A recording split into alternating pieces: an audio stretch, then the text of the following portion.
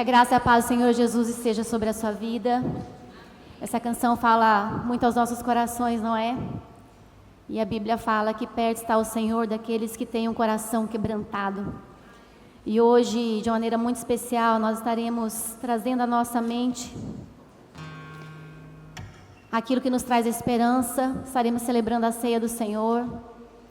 E não sei você, mas é um momento que me traz muitas reflexões, constrange meu coração, mas também me traz muita alegria, muita expectativa em relação ao futuro, numa sociedade em que de tempo em tempo somos pressionados a caminhar debaixo da ansiedade, do medo, da insegurança, quando nós olhamos para a certeza daquilo que Cristo conquistou para cada um de nós, e isso nos traz perspectiva de futuro. Porque Ele vive, nós podemos crer no amanhã. Você crê nessa palavra?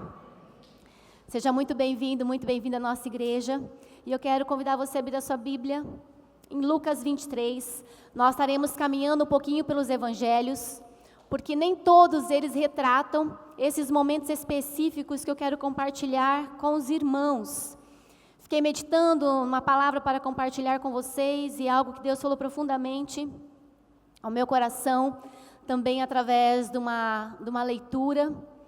E eu quero compartilhar com vocês sobre os últimos momentos de Jesus ali na cruz e as últimas palavras de Jesus. O que elas podem comunicar ao meu, ao seu coração ainda nesse tempo, o que Jesus estava nos comunicando e o que Ele deseja que nós façamos a partir dessa revelação, dessa direção que Ele tem para nós. O momento ali da cruz é o momento do ápice de Jesus. O momento em que nós olhamos para a sua humanidade, nós olhamos para o seu sacrifício, nós olhamos para a sua entrega, nós olhamos para a sua obediência, mas nós olhamos também para o seu amor. Se nós estamos aqui, nesta manhã, se nós carregamos essa promessa de Deus no nosso coração, é porque Jesus se entregou por mim e por você. Então são 7 frases curtas, porém que trazem um grande significado para nós. Eu quero convidar você a abrir a sua Bíblia em Lucas 23, 34.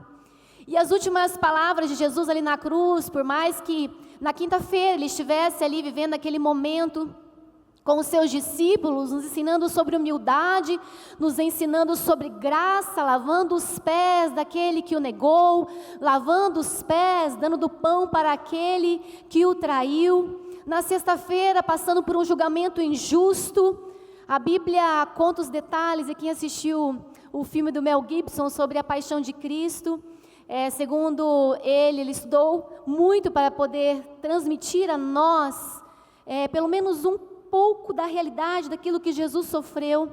Foi uma sexta-feira difícil, de acusação, de injúria, de difamação, de tortura emocional, física, e a Bíblia nos relata aqueles momentos tão difíceis que Jesus passou.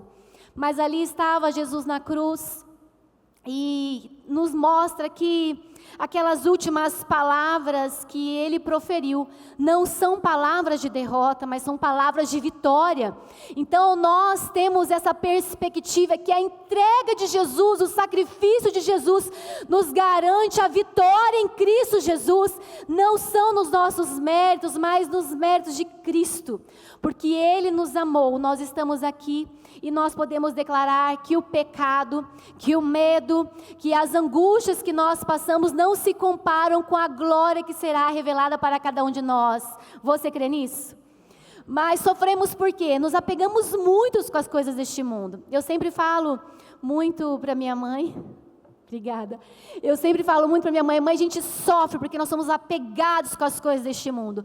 Se nós tivéssemos uma perspectiva mais espiritual, se nós sonhássemos muito mais com o céu, nós padeceríamos menos aqui na terra. Vocês concordam comigo?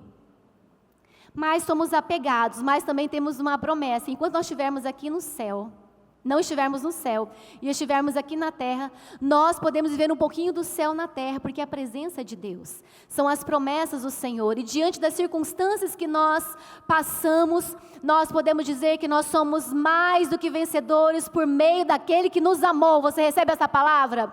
Então eu não sei como você chegou aqui nesta manhã, quais são suas preocupações, as suas ansiedades, os seus questionamentos, o sentimento que você está vivendo com Deus, mas uma promessa há sobre as nossas vidas, que Ele é Emanuel, Ele é o Deus conosco, Ele é socorro presente na hora da angústia.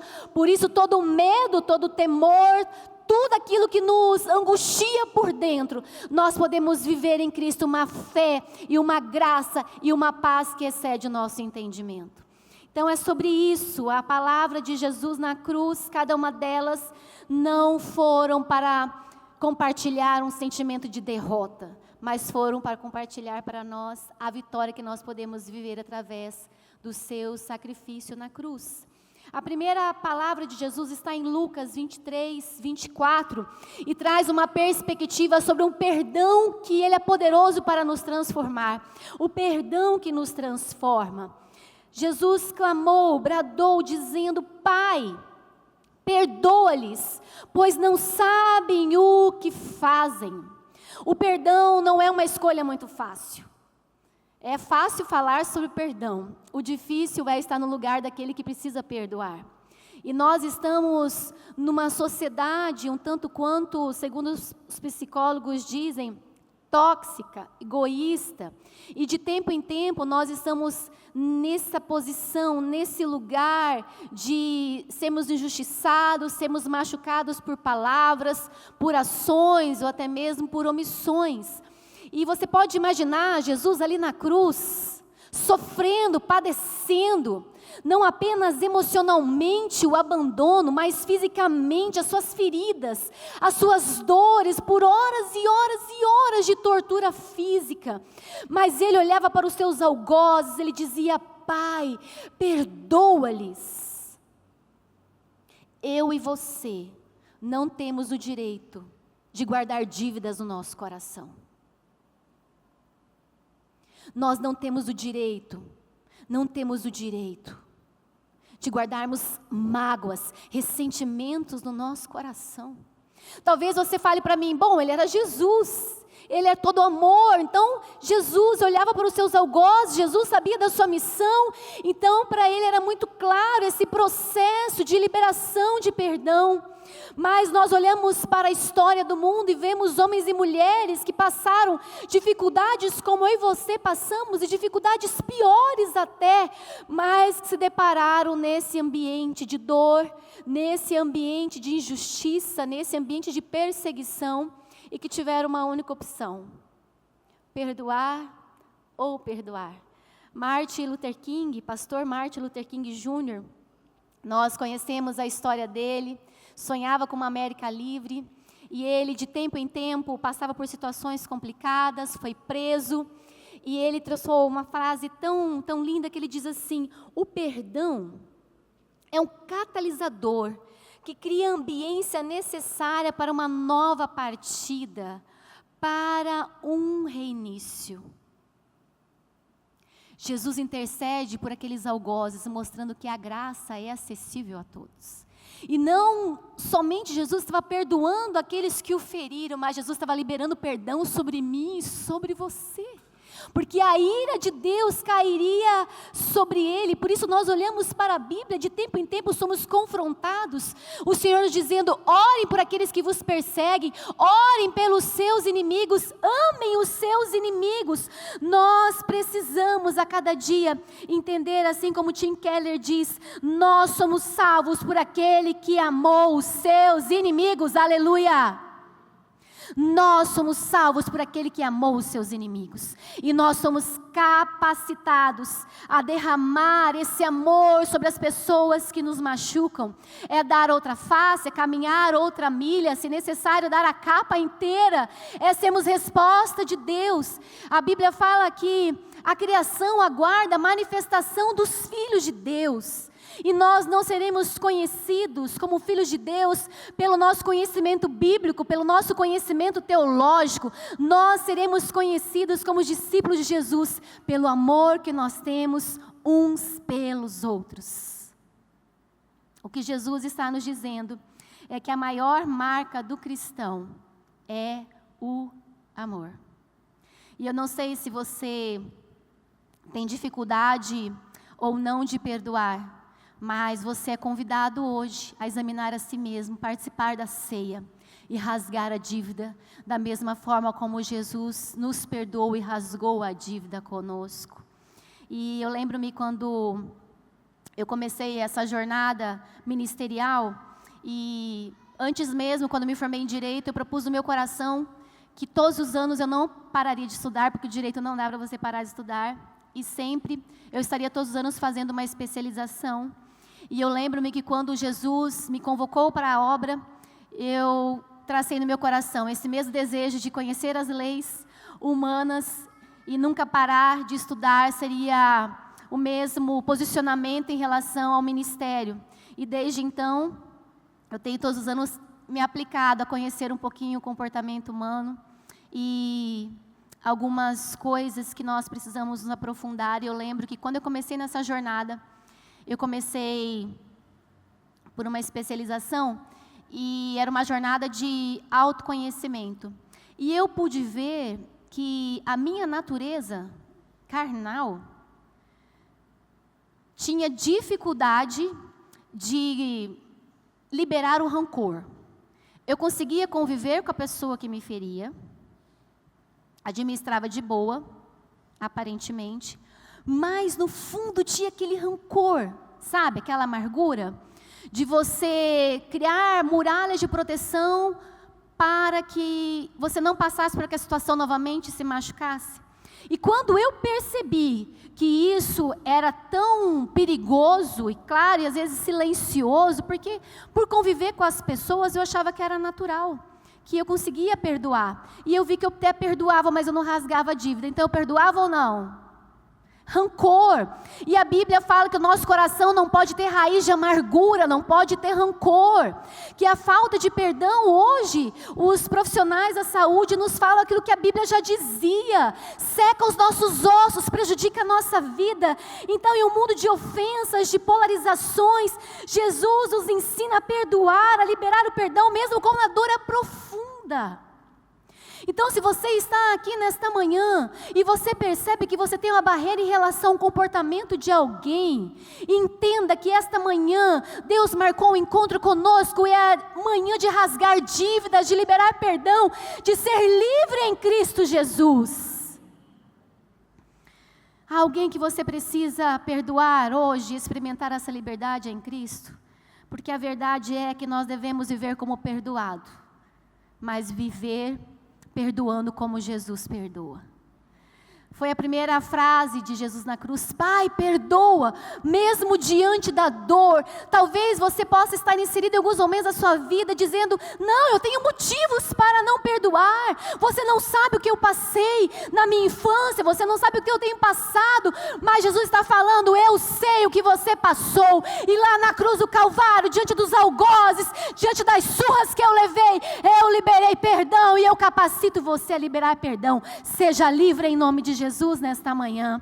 Não somente isso, Jesus liberou uma segunda palavra para mim e para você, a esperança que restaura, e ela está em Lucas 23:43, que é uma palavra de salvação.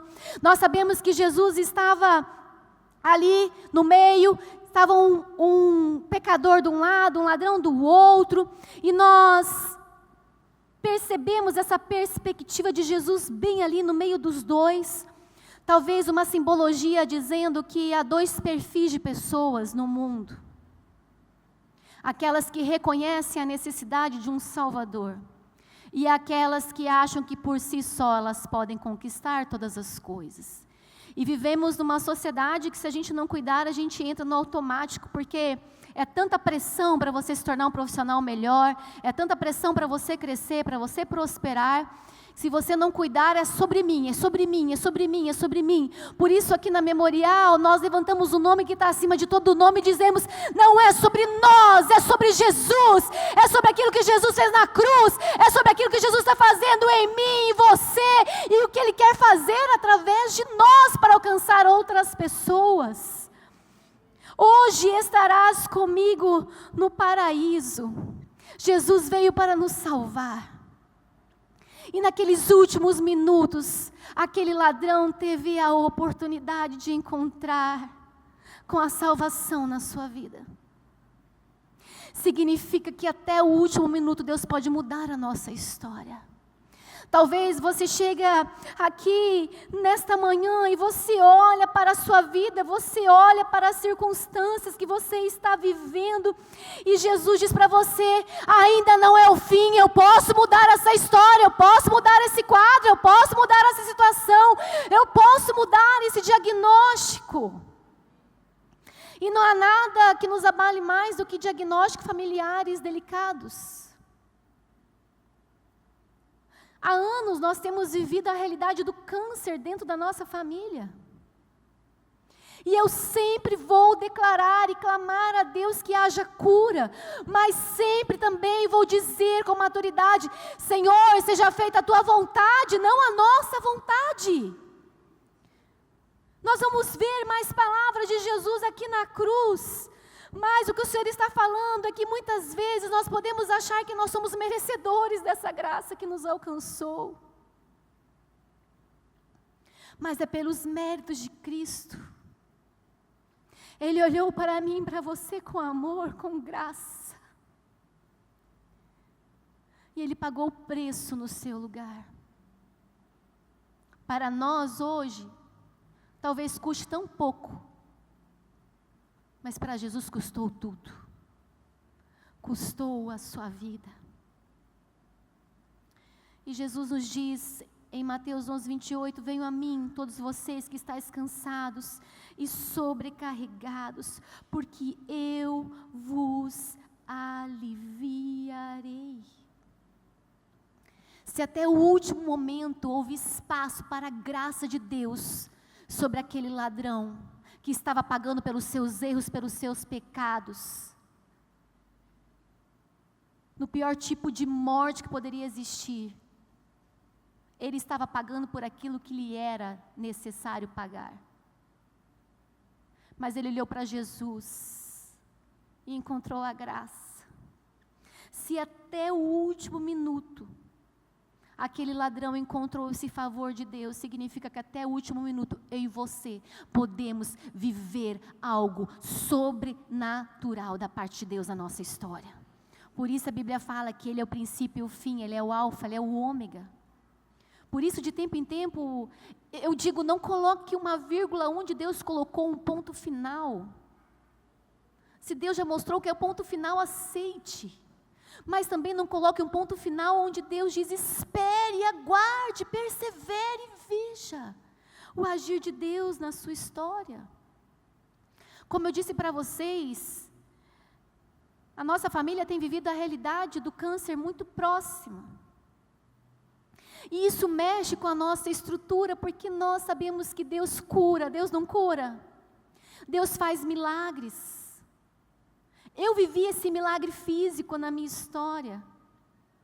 Mas há cristãos, homens e mulheres de Deus, que vivem a realidade do câncer e morrem.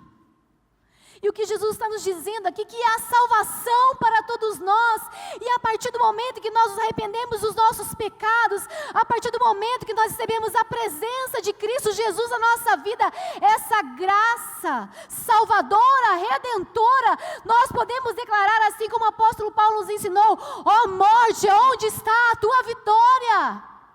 Não precisamos temer a morte, até diante de diagnósticos tão difíceis, de perdas tão dolorosas, nós podemos dizer, não é um adeus, é um até breve, porque há um lugar onde um dia eu e você estaremos, aonde não há lágrima, aonde não há dor, aonde não há enfermidade, aonde serão novas todas as coisas.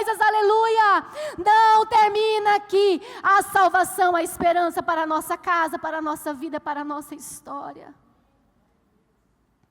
Eu creio num Deus que cura. Deus cura. Mas eu creio no Deus que os pensamentos dele são mais elevados que os nossos. E nós não podemos temer a morte. Nós devemos enfrentá-la. Assim como o apóstolo Paulo enfrentou com ousadia, dizendo: eu combati o bom combate. Eu acabei a minha carreira, mas eu guardei a minha fé. Não deixe o inimigo roubar a sua fé. Não deixe o inimigo roubar a sua esperança. E hoje é dia de salvação. Hoje é dia de celebrarmos a redenção que nós alcançamos em Cristo Jesus. Porque ao terceiro dia Ele ressuscitou. Aleluia. Não somente isso, é uma terceira palavra. E essa palavra retrata o cuidado que nos conecta. É uma palavra de cuidado, é uma palavra de relacionamento. Não há dor maior do que um pai e uma mãe ver o seu filho sofrendo, não é? Não há dor maior do que você não poder intervir naquilo que você gostaria, de colocar o seu filho, sua filha numa bolha de proteção. Longe das más influências, longe das mentiras de Satanás, longe do pecado, não é? Mas ali estava uma mãe que conhecia o seu filho. Uma mãe que sabia exatamente como foi a concepção do seu filho.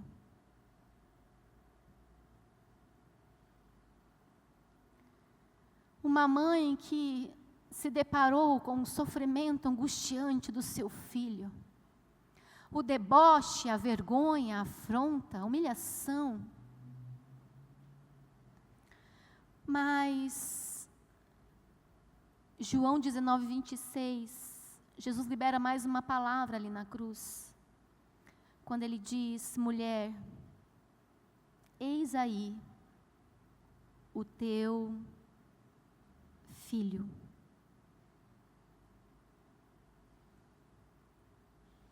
João retrata esse momento em que Jesus, em meio à sua dor, em meio à sua angústia, diz: mulher, eis aí o teu filho. Isso é palavra de relacionamento, dizendo: você não está sozinha. Você não está sozinho, meu irmão. Por isso aqui no Memorial nós falamos tanto em pequenos grupos multiplicadores. Um lugar para pertencer, um lugar para você caminhar com outras pessoas que talvez estejam passando pelas mesmas dificuldades que você está passando e vai te ajudar nesse processo. Talvez a pessoa não esteja passando pela mesma situação que você, mas ela sabe do Deus que foi socorro quando ela precisou, e ela derrama essa fonte sobre a sua vida. Você não pode caminhar sozinho, você não pode caminhar sozinha. A nossa igreja está crescendo para a glória de Deus. Posso ouvir amém? E o lugar em que nós temos preparado para que o seu coração seja cuidado, discipulado, esse ambiente de pequeno grupo. Então Jesus olha para aquela mulher, mês e meio a sua dor. Jesus não fixou o seu olhar na sua dor, mas aquela a quem ele amava. E eu te pergunto, você está colocando o amor em ação, mesmo quando a vida dói? Você consegue ser mais altruísta em relação ao sofrimento do outro e deixar um pouquinho o seu sofrimento de lado? Mesmo em meio a um sofrimento terrível físico, Jesus lembrou das suas responsabilidades familiares e seus relacionamentos. E a grande pergunta para mim e para você nesta manhã é: você tem cuidado da sua família? Você tem cuidado da sua mãe, do seu pai na idade mais delicada que é a velhice? Ou você tem abandonado? Está tão envolvida com as suas pressões, com as suas dores, com as suas angústias, com as suas correrias, que esqueceu do seu pai, da sua mãe, ou esqueceu do seu cônjuge, ou esqueceu do seu filho. Jesus está nos ensinando aqui que nós precisamos olhar para a necessidade do outro. E não somente isso. Jesus está nos ensinando aqui que Ele criou uma família espiritual a quem nós podemos pertencer. A família de Deus. É o que Ele faz o tempo todo com os seus seguidores. Jesus faz de nós uma família, tendo Deus como Pai e uns aos outros como os irmãs e irmãos. Essa é a beleza do Evangelho. Então, meu irmão, minha irmã, enquanto a igreja não for um lugar a você pertencer, a sua frequência nela será um mero relacionamento de consumo. Por isso tantas pessoas transicionam em tantas igrejas e nunca param. Porque se a igreja não se tornar uma família para você, deixá-la não será uma opção. É um lugar para nós pertencermos. Amém? É uma família de Deus para nós pertencermos, alinharmos. Esse é o nosso lugar. Aí está seu filho, aí está a sua mãe, João 19, 26, 27. Entenda uma coisa, Jesus está sinalizando para aquela mulher e para nós, nesse presente século, você precisa dessa família de Deus muito mais do que você imagina. Não caminhe sozinho, porque isolado você fica mais vulnerável, e vulnerável você fica mais suscetível aos ataques do maligno. E a Bíblia fala que a fé vem pelo ouvir e ouvir a palavra de Deus. Então a igreja não se resume a esse templo, a igreja somos nós, e nós temos como corpo estar alinhados, caminhando junto, um ajudando o outro, orando pelo outro, intercedendo pelo outro. Se um cai, você levanta, se um está com dificuldade, você ajuda, e isso é ser família de Deus. Mas não termina aí, a quarta palavra que o Senhor Jesus libera sobre a cruz é aquela dor que redime. Salmo também retrata esse momento de clamor que Jesus passaria. É uma palavra de agonia, uma palavra de abandono. Quando Jesus clama, Mateus 27, 46, dizendo: Deus meu, por que me desamparastes?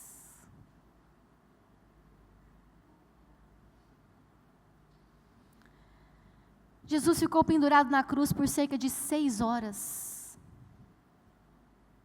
Começando por volta das 9 da manhã até as 15 da tarde, você pode imaginar isso?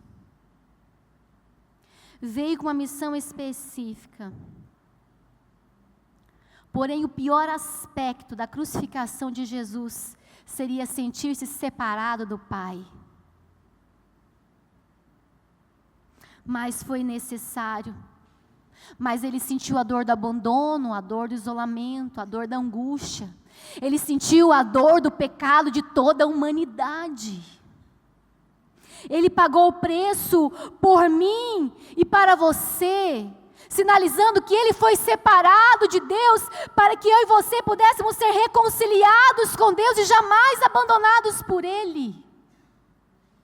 Por isso o salmista diz, em momentos de angústia, que se sente abandonado por situações da vida e que eu e você estamos suscetíveis, ele diz: porque está abatida a minha alma, porque te perturbas dentro de mim, espere em Deus, porque ainda eu louvarei. Ou seja, porque você está angustiado, preocupado, Deus é com você, o Deus Emanuel é com você, você não está esquecido, você não está esquecida, você não está abandonada nessa situação. Deus está vendo todas as coisas e no momento certo Deus vai intervir na sua história. É um momento de maior angústia, onde Jesus carrega o peso do pecado. E a pergunta que fica no nosso coração é: você tem levado as suas dores, as suas angústias ao único que é poderoso para compreendê-las e não somente isso, para curá-las? Nós temos recorrido ao Senhor em momentos de aflição? Ou temos nos isolado, nos fechado em nossas mazelas, em nossas angústias?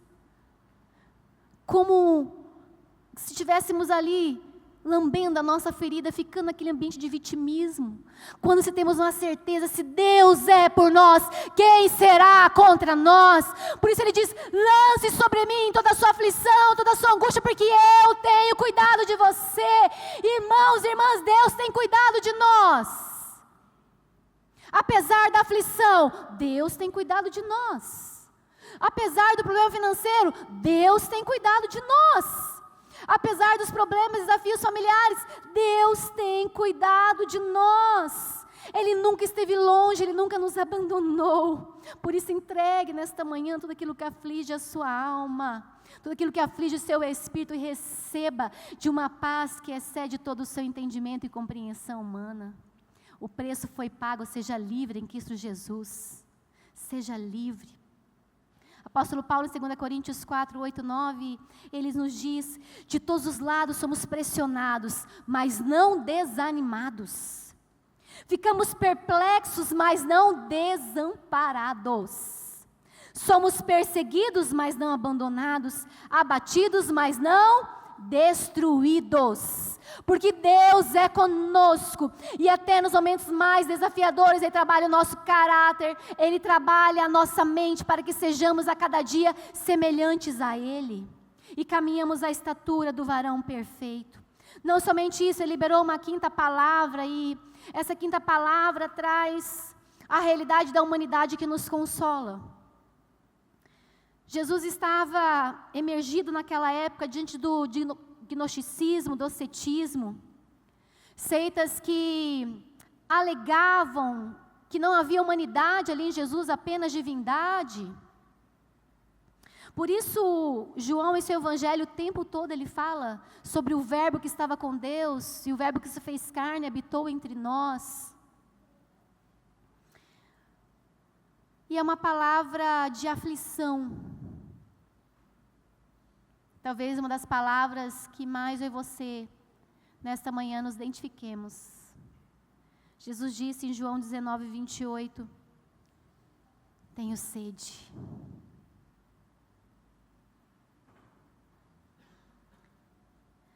Apesar de gritarem, salve-se a ti mesmo, saia dessa cruz, Rei dos judeus,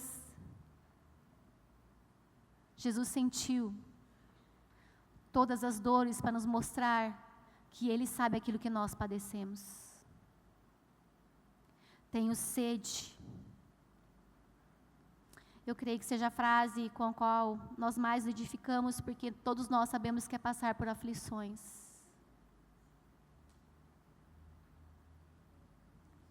Passar por situações que nos afligem, nos angustiam. E Jesus estava mesmo diante da desidratação física. E você sabe o que a desidratação faz. Nós podemos ficar sem comida durante 40 dias, mas se a gente ficar sem água durante 3, 4 dias, nós morremos. E Jesus sentiu o que é passar por aflição, tenho sede. Jesus entende a sua dor e a sua necessidade. Jesus entende a sua aflição. Jesus entende a sua angústia. Jesus entende o seu medo. Jesus entende a sua inquietação. E Ele nos convida a saciar a nossa sede nele. Essa sede emocional, essa sede espiritual, essa sede da nossa alma que somente Ele pode fazer. A Bíblia fala, tenho sede. E a pergunta que eu trago ao seu coração hoje é, você tem sede de quê? Qual é a sua sede? Qual é o seu problema? Talvez muitos têm sede de poder, outros têm sede de uma vida próspera financeira, outros têm a sede de ter uma família, casar, ter filhos. Mas é interessante que quando as pessoas empregam toda a sua sede em algo passageiro, ela nunca é saciada. Ah, o meu sonho é passar num concurso e ganhar tantos mil reais. Passa num concurso, ganha o valor que sonhava e a vida continua vazia. Ah, mas agora se eu me casar, A sede da minha alma é me casar, me realizar. Agora, se eu me casar, todos os meus problemas acabarão. E aí se dá na realidade de um casamento e vê que não sacia a sede da sua alma. Não, mas agora se eu tiver filhos, agora é uma outra realidade. Tem filhos e vê que a realidade é completamente diferente. Não que isso não seja importante e válido nas nossas vidas, mas o lugar de Jesus somente Ele pode preencher. Qual que é a sua sede nesta manhã? Você pode apresentar diante de Deus, porque Ele é a fonte de água viva. Aquele que é saciado, Ele sacia. Aquele que é cuidado, Ele cuida. Aquele que reparte, Ele também recebe. Quem ama é amado e quem perdoa é perdoado. Jesus está nos convidando, olha, rios de água vivas podem fluir do teu Espírito Santo. Em meio à sede da tua alma, há um Espírito Santo que trabalha no seu interior e faz jorrar rios de águas vivas. Águas que curam, águas que libertam, águas que restauram. Jesus convida para termos uma plena satisfação nele. João 7, 37, 38 diz: se alguém tem sede, venha a mim e beba. Quem crer em mim, como diz a Escritura, do seu interior fluirão rios de águas vivas. E não somente isso, há uma sexta palavra sobre mim e sobre a sua vida. É manhã de perdão, é manhã de restauração, é manhã de relacionamentos. É manhã de graça, mas é manhã de triunfo, é manhã de vitória. E por isso estamos aqui para celebrar a vitória de Jesus na cruz. A sexta palavra é a vitória que nos liberta. João 19:30, Jesus diz: está consumado. Está consumado, tetelestai. Quando nós olhamos para essa palavra, ela vem do grego, significa está pago, acabou, está tudo terminado, ou seja, a minha missão está cumprida. Era um termo antigamente usado com coisas triviais também, para mostrar o encerramento de algo, de um processo finalizado. Quando o pai dava uma direção para o seu filho chegava diante do seu pai e falava tetelestai, ou seja, pai, essa missão está cumprida. Tetelestai tinha pelo menos 3 funções: familiar, comercial, como também de dívidas. É como se você tivesse uma nota promissória no banco, e ao você pagar a última promissória, o banco colocasse o carimbo: está pago, tetelestai, acabou a dívida. E não somente isso, quando você comprava uma propriedade, a escritura era passada pelo seu nome, eles carimbavam a palavra tetelestai. Quando Jesus brada na cruz do Calvário, tetelestai, Ele está dizendo que Ele cumpriu a sua missão. Ele está dizendo que eu e você podemos caminhar sabendo que somos propriedades exclusivas de Deus. O inimigo não te toca. Há uma redenção para a sua vida, há uma nova história para a sua casa. Tetelestai, está consumado. Você não precisa mais carregar o peso do pecado sobre a sua história. Nós lutamos diariamente contra o pecado, mas Jesus estava dizendo que Ele estava não declarando o fim de algo, mas o começo da nossa liberdade e vitória eterna. Tetelestai, onde está a morte, a tua vitória? Um mundo que exige sempre mais, sempre mais, sempre mais de nós. Jesus nos lembra que a cruz é suficiente. Olhe para a cruz. A cruz é suficiente. Há uma esperança para mim e para você. Não há dívida que Ele não tenha pago, e nenhum pecado que você tenha praticado que Ele não possa redimir. Ai. A morte não tem mais poder sobre os seus sentimentos, meu irmão, minha irmã. Liberte-se do medo nesta manhã. Libere-se do medo nesta manhã. Não permita que a angústia domine a sua mente e seja livre, seja leve em Cristo Jesus. Significa que não vai ter mais problemas? Não! Significa que em meio aos problemas, nós podemos declarar: olha, problema do medo, tetelestai, o amor lança fora todo medo. Diagnóstico, tetelestai,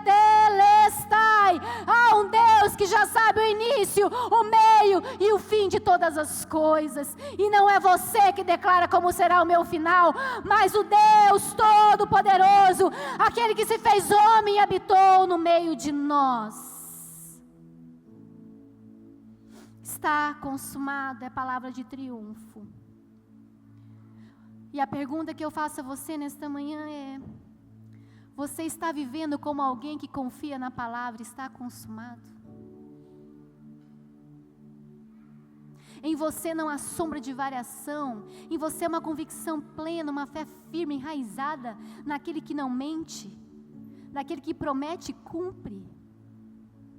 Tetelestai, está consumado. Mas tem uma última palavra que eu quero compartilhar com vocês antes de nós participarmos da ceia do Senhor. Que é uma palavra que traz a rendição de quem confia.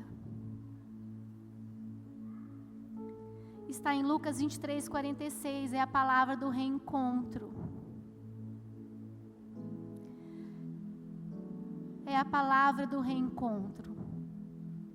Pai, nas tuas mãos entrego o meu espírito. Diferentemente do que os algozes acharam que eles mataram a Jesus, nós vemos que Jesus se entregou por amor a mim e por amor a você.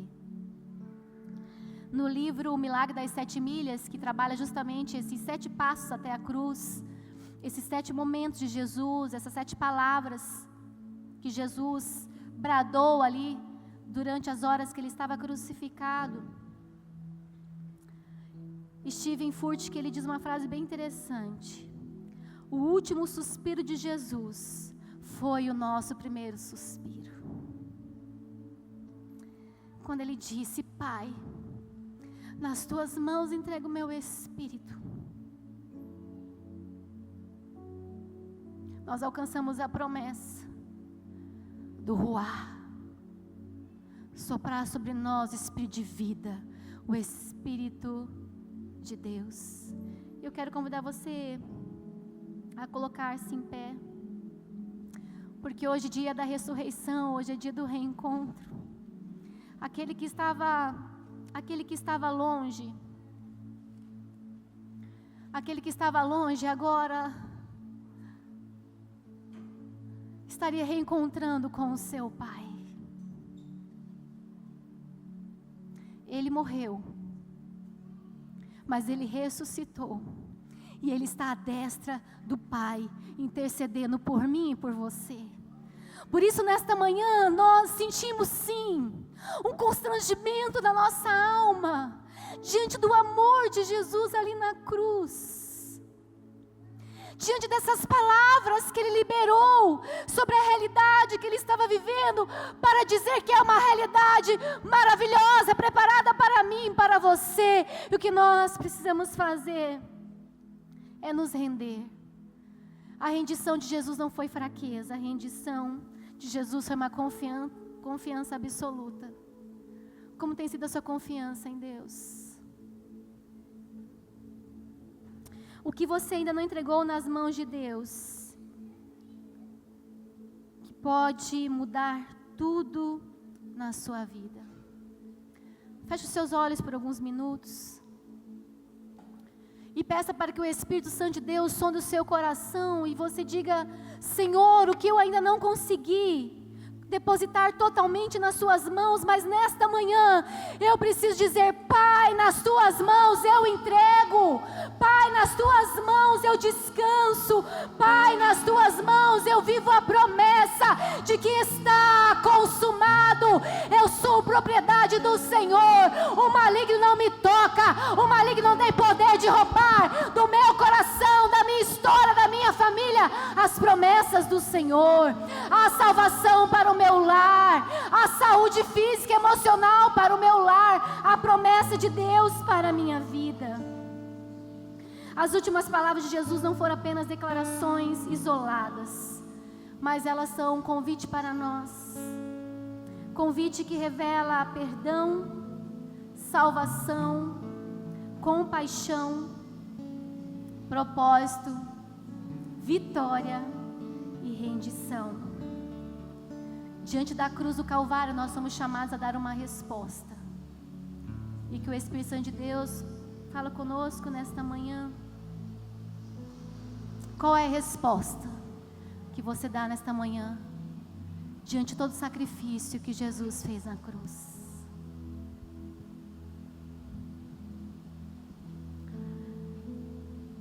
Senhor Jesus, nós estamos na Tua casa, casa chamada de oração, e aqui nos reunimos com os nossos irmãos, porque temos uma família a pertencer. Sobre nós declaramos a cobertura do Teu sangue. Por isso, ó Deus, se há alguém aqui nesta manhã sofrendo por angústia em alguma área da sua vida, que nesta manhã possa ter um encontro com o Espírito Santo de Deus e receber do Senhor direção, receber do Senhor consolo, receber do Senhor sabedoria, mas receber do Senhor convicção de uma vida eterna contigo. Nos perdoe por muitas vezes, Pai, caminharmos tão apegados com este mundo, quando na verdade somos apenas peregrinos e nossa jornada é o céu. Somos cidadãos dos céus, e nos ensine como cidadãos dos céus, trazer um pouco da Tua vida, da Tua alegria, trazer um pouco do céu sobre o ambiente onde nós estamos emergidos e inseridos. Venha a nós o Teu reino, seja feita a Tua vontade assim na terra como ela é feita no céu, em nome de Jesus.